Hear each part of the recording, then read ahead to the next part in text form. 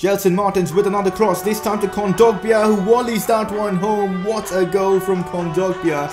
Oh, Icardi's now through. Icardi with the header, and Icardi has scored another header.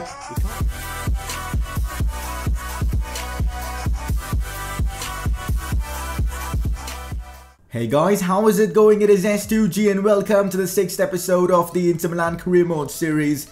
Today's episode is a big one. We will be starting to discuss all transfer related stuff as the transfer window opens in the next episode. We've got like 3 games remaining and then we will be in the January transfer window. So we are going to be starting to discuss some transfers. You guys are going to be leaving your suggestions for the upcoming transfer window on what we should do and all that kind of good stuff. So if you're excited for today's episode, make sure to drop a like on this video. Can you guys smash out 400 likes for this episode? That would be phenomenal. And if you are new around here, make sure to subscribe for more FIFA 18 content. So again, I've had one of those days where I've just managed to get like 2 hours of sleep. So if there are any editing mistakes in this video, please do excuse me for that. But anyways, as I said, we are going to be discussing transfers today. We've got about 7 million to spend and a good amount of wage budget, over £200,000. But we don't really have the, Barcelona or Manchester City-esque money to spend and splurge in the upcoming window. So we've got to be careful with the players we invest in. We've got to be careful with the players we sell.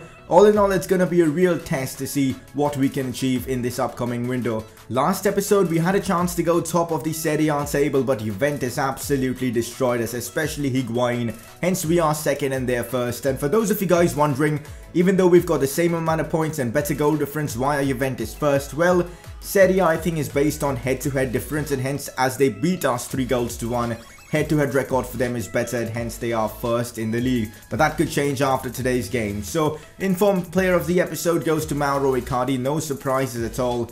15 goals already in the Serie A. Just ridiculous. Let's hope we can keep up that form. Now time for a press conference. Again, no face cam. I apologize for that, but the fact that I've only had like a couple of hours of sleep, so I just wanted to get this episode out as quickly as possible. So I decided to exclude face cam, but I will include it. I'll at least try and include it in the next episode. So first question, are you going to give Gabriel any game time? Now that's a difficult question, but I'm not sure really. I'm probably going to play him in the cup games, but apart from that, I'm not sure because Icardi is in the form of his life and it doesn't make sense benching him for even a single game because of how good he's been. So right now, I'm not sure. I'll try and give him as many minutes as I can. So moving on, this question is actually a really interesting one and we're going to discuss it in detail very soon. With Miranda aging, will you think of signing a young defender with great potential or a more experienced defender? Probably a young defender, because a young defender with, of course, great potential. But the thing is, experienced players, even though they're, of course, high rated and all, they go down in rating really fast, which means their value depreciates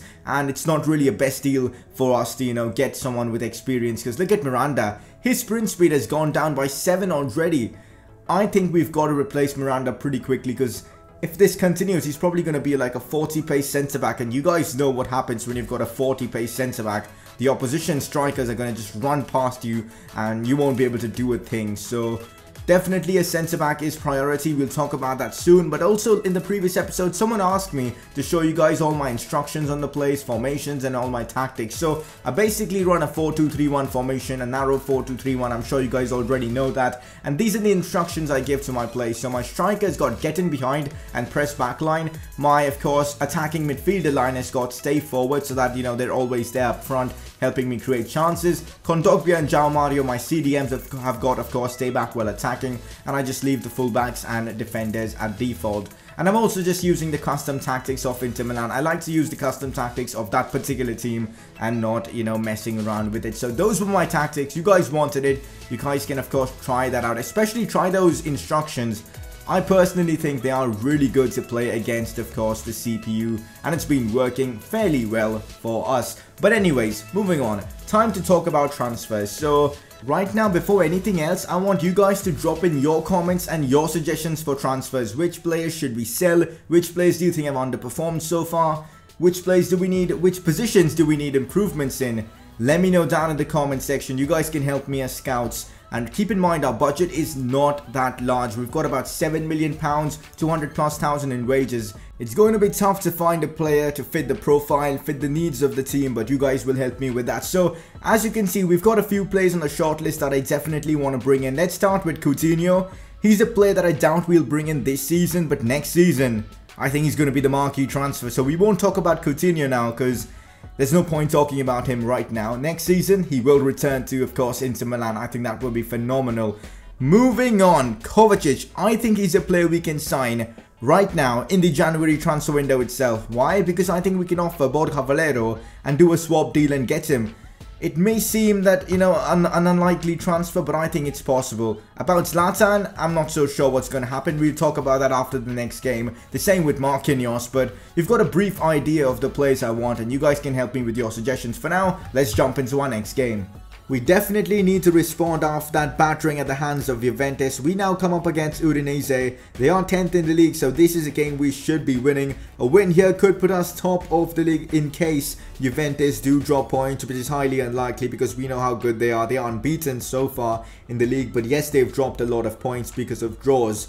But this is the team that I've gone for this Udinese game. I've of course talked a lot about transfers already in this episode, but for now, we are going to be keeping transfers aside, focusing on what squad we have already and trying to win this game. So this is the team that I've put forward. It's basically my first team apart from Miranda. I wanted to see how this partnership of Skriniar and Murillo comes through, so let's see how they perform. Besides that, it's my first team. Let's go ahead and get all 3 points from this one.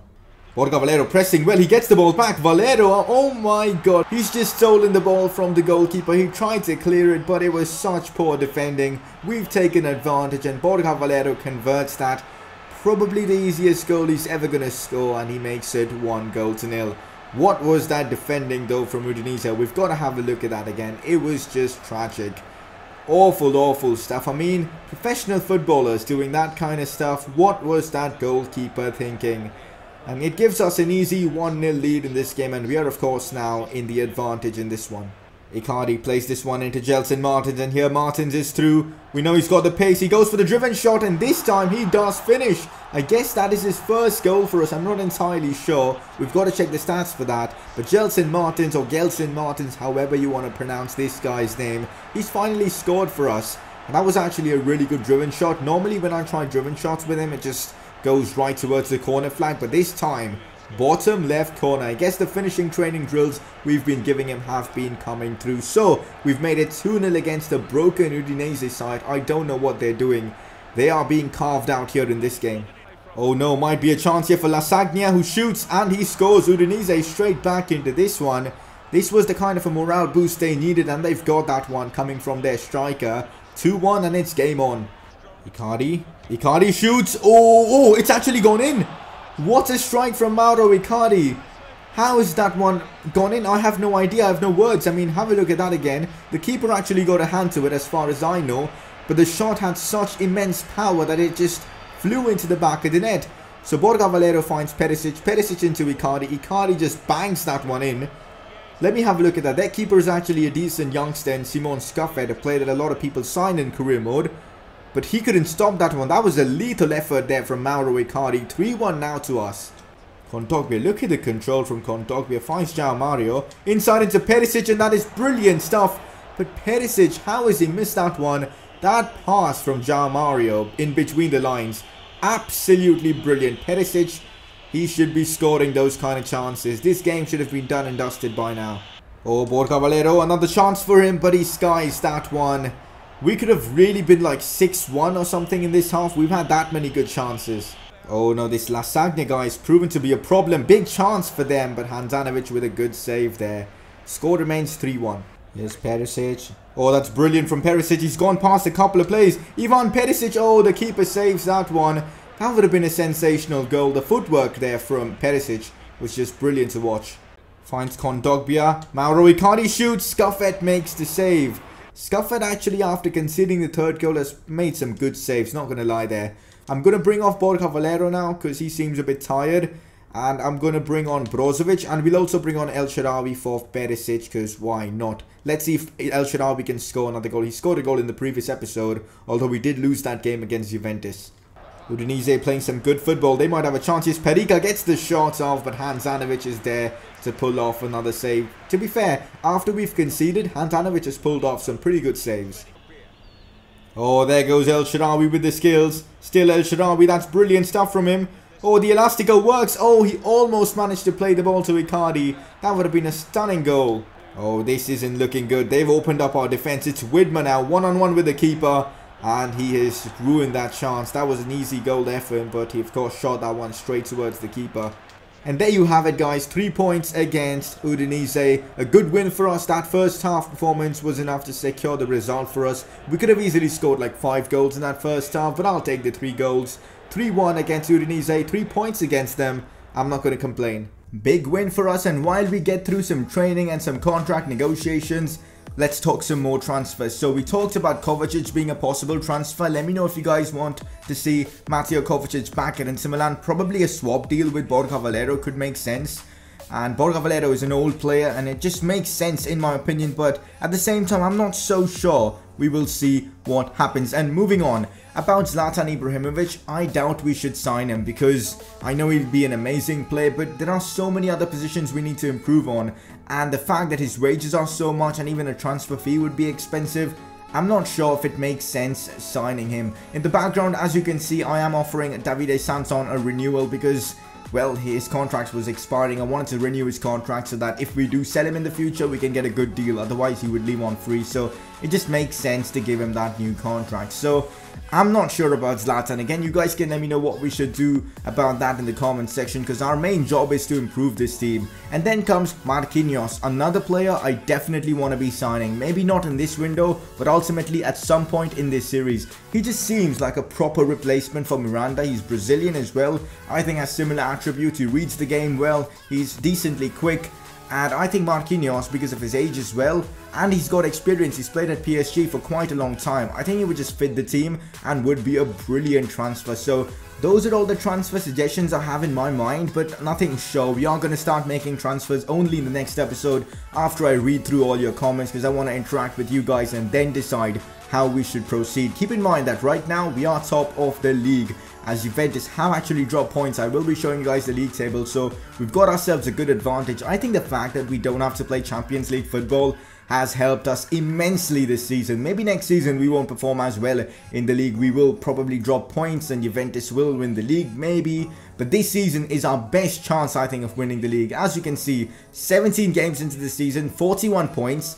2 points above Juventus, even though we lost to them. We are in a good position. So let's right now jump into our next Serie A game, which is actually against Sassuolo away from home. A game I think we should be winning. Finally, we've gotten ourselves ahead of Juventus and we are top of the league, I think for the first time since like match day 3 or 4. So that's pretty awesome. We've got to keep that form going.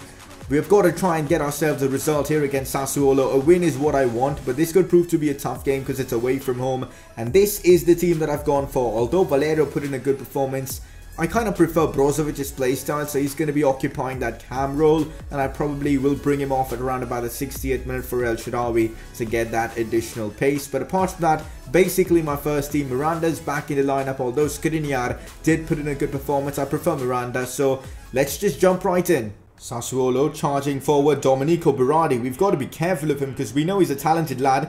That's a great crossplay, and Ragusa with the header. And that is above the crossbar. Sassuolo straight off the bat showing that they're willing to go forward. As I said, this might prove to be a difficult one. Here's Berardi. Oh, he literally destroyed me there. What a run from Domenico Berardi. Cuts inside, puts in a cross. The header again from Ragusa. Not enough power, but Domenico Berardi down that right hand side or left hand side for us has been causing problems. Now Mauro Icardi turns a bit. Back into Icardi.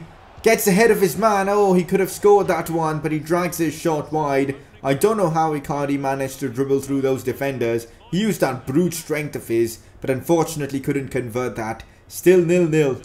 Oh no, ball played in behind into this Ragusa guy who chips the ball inside. Dalbert clears. That was the wrong move. Ragusa should have gone for the shot. Luckily, his decision making was poor and the score remains 0-0. There you have it, guys. Half time. It has been a tough game. Domenico Berardi has been causing us a lot of problems down the right hand side, but for the most part Dalbert has done well against him. So far in this half it's basically been Sassuolo trying to score and we just trying to defend, although we've had a few chances, but Sassuolo definitely have been the better team. That has to change in the second half. I really want 3 points from this game.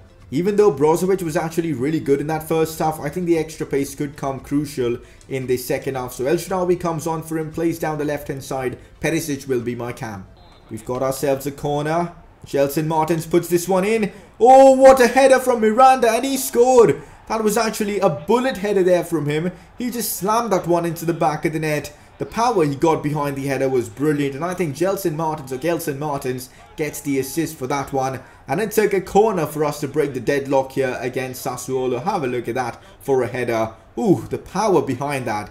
Unreal. Perisic and Miranda both went for that one. Miranda got his head to it and of course scored. So 1-0 for us against them. Oh, El Shaarawy's broken through thanks to his pace. Here's El Shaarawy.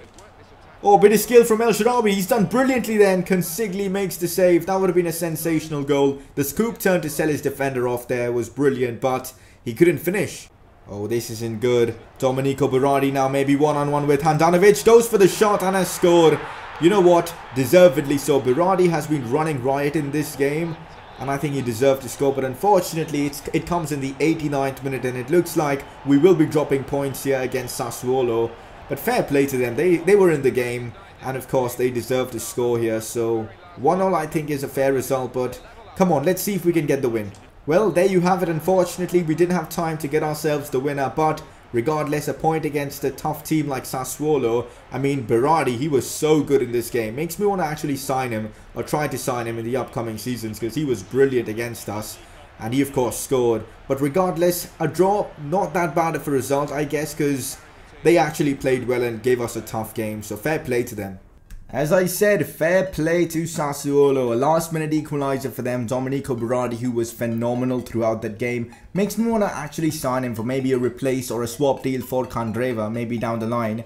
Very good player indeed. We get some good players from our Spanish, not the Spanish scout, from our scout who we've sent to Spain. Actually, he is a Spanish scout, so yeah, he does bring us some good talents. And also, one of our top talents, Esposito, as you guys know, he is the player I'm training a lot. Alberto Esposito, he's 16 and he already seems a world beater. 65 rated and he's just 16. He's going to be a top talent for us. So I've of course promoted him to the first team. I don't want him to lose out on him. I'm still going to continue training him, and by the end of the season I want him at least above 70 rated, and I want him playing the cup games because he could be the natural successor for Borja Valero even if we do sign Kovacic. So I'm really excited for Alberto Esposito's future here. But anyways, let's move on now into our next game against Lazio. After that disappointing draw against Sassuolo, I definitely want to get back to winning ways against Lazio. It might prove to be a difficult fixture because we know they are a good team, but they are struggling in this area right now, which could prove to be a massive factor in this game. So I'm hoping we can pick up the 3 points. For this time, I'm actually starting El Shaarawy. I think this is the first time we are starting him in one of the big games. So let's see how he performs. He's going to be playing as my left cam. Perisic as my middle cam, because we know how good Perisic is. I can't be dropping him. Icardi as the striker. You know what? Icardi is kind of slowed off. I mean, that run of like 4 or 5 games where he scored like 8 or 9 goals, I think that's kind of come down, which is a bit disappointing, but it could change. We know he's a lethal striker. Apart from that, again, it's pretty much my first team. So let's jump right in and pick ourselves the 3 points. We've got ourselves a corner. Gelson Martins puts this one in. Miranda with the header. How has this Pau Lopez guy managed to keep that one from going into the goal? Because that was a brilliant header there from Miranda. Annoying that we haven't scored from that. Gelson Martins finds Perisic. I'm going to go for goal with Perisic. What a strike from Perisic. Ball finds its way to Icardi and he hits the post. We've just hit the crossbar and then the post in a matter of seconds. What even is that luck? That strike though from Perisic, but Icardi on the rebound. You've got to be scoring those, mate. Oh, well played in behind into Gelson Martins. I'm going to whip this one in. Decent cross. El Shaarawy comes. He's hit the post as well.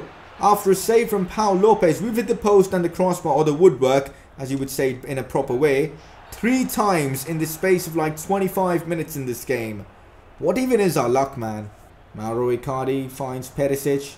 Back into Icardi. Now Gelson Martins. This is his chance. Gelson Martins with that weak foot has actually converted that. And he has now scored against Lazio. He scored 2 goals in this episode. Maybe a contender for player of the episode. That was actually a really neat and tidy finish there from him. His finishing definitely seems to have improved since the previous episode. So really glad about that.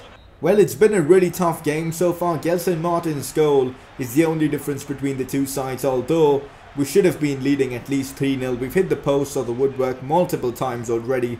Hopefully in the second half we have a bit more luck and we can increase our lead. And of course, get ourselves to 3 points. On Dogbia. Now Perisic. Should be a goal. Perisic smashes that one, but straight towards Pau Lopez. I'm kind of disappointed with that. Perisic from that kind of range should be putting the ball into the back of the net. I reckon João Mario has been one of the top performers in this episode. He's been so good. Gets the foul there as well for us. João Mario as a CDM is insane. I know he probably will be great as a cam as well, but as a CDM, the guy is just nuts. He makes the perfect tackle almost always. El Shaarawy. Oh, plays that one through into Mauro Icardi. This is his chance to score. Mauro Icardi, he is lethal in front of goal. We've given him one chance in this game and he has scored. 2-0 against Lazio. El Shaarawy did really well to find Mauro Icardi and then he controlled that one so well.